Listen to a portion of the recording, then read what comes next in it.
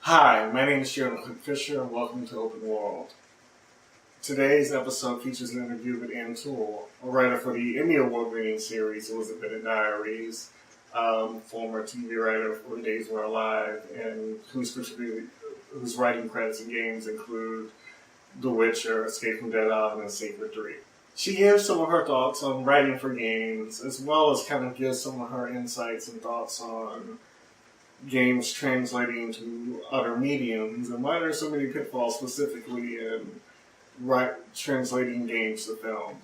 It's been a little bit of a theme between speakers I've gone to, or people I've talked to today in terms of getting people who work on different things to communicate well and understand each other.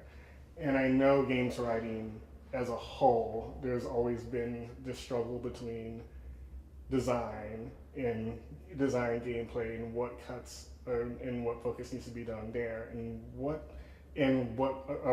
may go into a narrative, sometimes leaving incredibly giant plot holes in some game stories and everything as a result.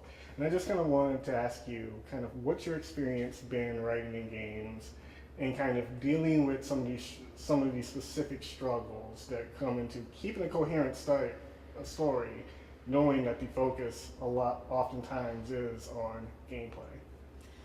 Well, I've been brought in early on projects, and I've also been brought in late. So when I'm brought in early, I'm helping develop the story, and I often write a narrative design document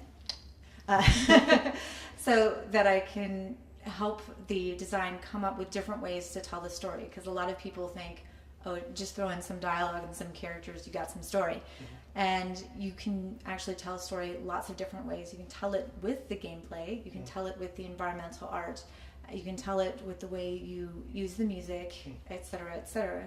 So there's lots of different ways to tell the story, and people tend to overemphasize story, dialogue and character in terms of how to tell the story. And when I am brought in late on a project, usually it's just, this is the story, can you just write some dialogue? And in those cases, I ask them, what have you done? How did you come to this place? And a lot of times they'll say, oh, we were doing this, this, and this, but then we had to cut all this because we had production constraints, we were getting behind, which is normal, it's not anyone's fault necessarily. So I remember on one game, they told me their initial vision for the game, and it was actually pretty cool. So I was actually able to reincorporate some of that in just with the dialogue. Yeah. So there are ways to bring back things that were cut. But I think the biggest issue, of course, is that if you have this great story and then you cut the middle of it, there's going to be plot holes. Yeah. And to be fair, there's plot holes in every medium. Yeah. So it's not like the games are the worst there is. So yeah, definitely there's ways to salvage things, and it's never too late to bring in a writer. You mentioned in your talk that you were seeing some very interesting opportunities in indie space. You specifically mentioned gameplay, but have you been noticing anything in terms of designing narrative that have struck your eye in indies that have you excited? Well, what's pretty popular these days is Gone Home, which is a sort of narrative explorative game, and that's the mechanic is exploring, basically. I mean, I'm being reductive, but that's basically what you're doing, and the narrative unfolds in an interesting way. So it's an incorporation of a mechanic and the story. So that's a great example, and I'm sure there are people who can better explain it, because I actually haven't played it. So, so I'm like let me explain a game I haven't played yet. But I've heard a lot of great things about that. So awesome. And I wanted to ask you a little bit. I've had this. It's been a long, ongoing narrative, and I think it's been kind of part of what you were getting at in your talk. There's different things and different priorities that go into different mediums, and not everything translates maybe in the way that someone expects. There was a recent interview that someone had with someone who was brought on at one point to work in a Mass Effect movie, and essentially the writer said, there was no way I could translate all that narrative and pull it down to 2 hours. And as a person who has writing experience for TV, doing comics, doing games, and everything, kind of what do you seem to see to be kind of the issues that may be causing it to be problematic in many ways to make a translation of games into a movie? Well, one of the things I talked about was the different priorities, as you mentioned, and in feature films, it's not a very flexible medium. You are stuck between 1.5 and 2 hours. You really don't have a lot of playroom there. And then it's also a star-driven medium in the sense that they want to know who's the starring role, because a lot of what they do in features is they're investing so much money, possibly $100 million. They do estimates.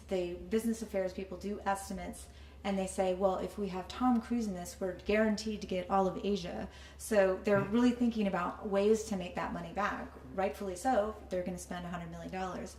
And as I mentioned in the talk, we have the $100 million movies, and then we have movies for less than like $3 million. But we no longer have movies for like 20, 30, 40 million. Those just don't happen as often. So there's this sort of mid-range that's just totally gone. And both of those conspire to make it difficult for translation. So for instance, Iron Man is a great translation because we have a great star playing that role. And also it's very episodic because it's based on a comic book. So you can do Iron Man 1, Iron Man 2, Iron Man 3, and so on. And Tomb Raider was able to be made into a movie, actually 2. Your opinion on the quality is your own business. But they were like, who are you going to cast? Tomb Raider. And then I used the example of World of Warcraft. Obviously the Warcraft games are very old, and World of Warcraft at one point had 10 million subscribers, maybe even more, I don't recall. But how long did it take for them to actually start making the movie, which is supposed to come out in 2015 or so? Because you can't answer the question, well, who's the main character? Because is it a guy who's, is it Thrall? Like, are we going to be walking around with an orc? Like, who's the star? So it may in fact be based on the single player games rather than the MMO. Right. And also, I don't know if it's live action, which is, I guess it is because it's Legacy Pictures, right? I believe, was it Legendary? Legendary, that's what I meant. Yeah. And I believe it's supposed to be live action. I don't remember exactly. Yeah, Legendary does live action. So I will be very curious to see how that does, because I don't know who's starring in it. I don't know that. And I guess I will flip the question around a little bit. You said you had actually worked on that Stargate MMO at a certain point. What about that property lent it towards video games? If again, you said it didn't come out. I have no idea whether or not it actually worked out well for the narrative. But what did you at least see in it that you were able to work with?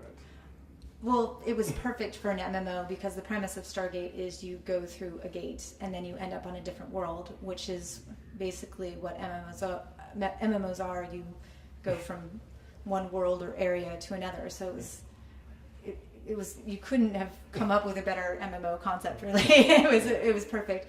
And of course, the main 4 characters of the show are basically a small squad, which is what you usually play in when you're playing an MMO, or even console games today. It's the idea of having a co-op, and it tends to be 2 to 4 people. So it was perfectly designed. It really was. And I think ultimately what got it was the economic downturn. Yeah, which got a lot. It's been catching a lot of MMOs. Yeah. All right. Well, thank you so much for your time. I really appreciate you. No. Thanks for watching. Join us next time as we actually take a look back. We look back around to episode 1 and talk to Dueños Rancheros about the Fantastic Arcade, as well as take a look at some of the things that happened in Fantastic Arcade's past. Until then, enjoy your world.